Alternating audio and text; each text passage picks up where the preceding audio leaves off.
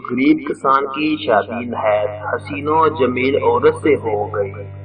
اس عورت کے حسن کی سب سے بڑی وجہ لمبے گہنے سیاہ بال تھے، جن کی فکر صرف اسے ہی نہیں بلکہ ان دونوں کو رہتی تھی۔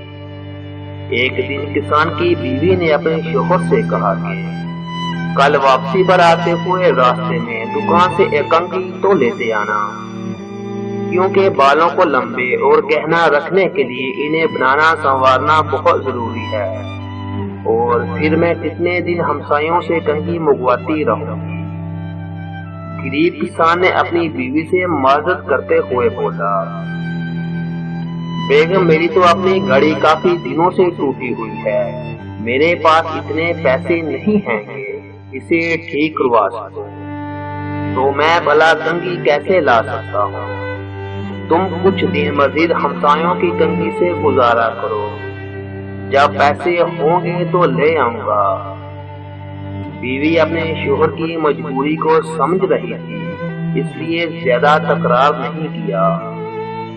کسان نے اس وقت تو بیوی کو چپ کروا دیا، لیکن پھر اندر ہی اندر اپنے آپ کو کوسنے لگا کہ میں بھی کتنا بدبخت ہوں کہ اپنی بیوی کی ایک چھوٹی سی خواہش بھی پوری نہیں کر سکتا۔ دوسرے دن کھیتوں سے واپسی پر کسان ایک گھڑیوں کی دکان پر گیا اور اپنی ٹوٹی ہوئی گھڑی اونے پونے داموں میں بیچی اور اس سے ملنے والے پیسوں سے ایک اچھی سی کنگھی خریدی اور بڑی رازداری سے چھپا کر گھر کی طرف روانہ ہوا۔ اس نے سوچا گھر جا کر بیوی کو سرپرائز دوں گا تو وہ بہت خوش ہوگی۔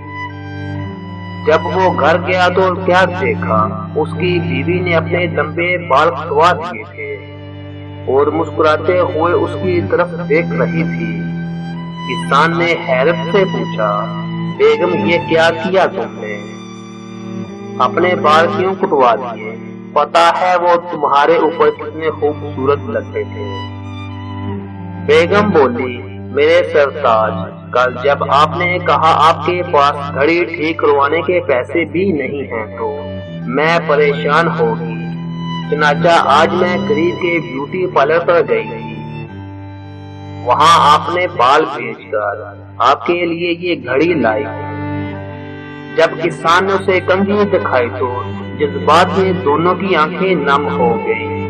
محبت صرف کچھ دینے یا لینے کو ہی نہیں کہتے، بلکہ محبت ایک قربانی اور اثار کا نام ہے، جس میں اکثر اپنی خواہشات اور جذبات کو صرف اس لیے قربان کر دیا جاتا ہے تاکہ رشتوں کا تقدس اور احترام برقرار رہے۔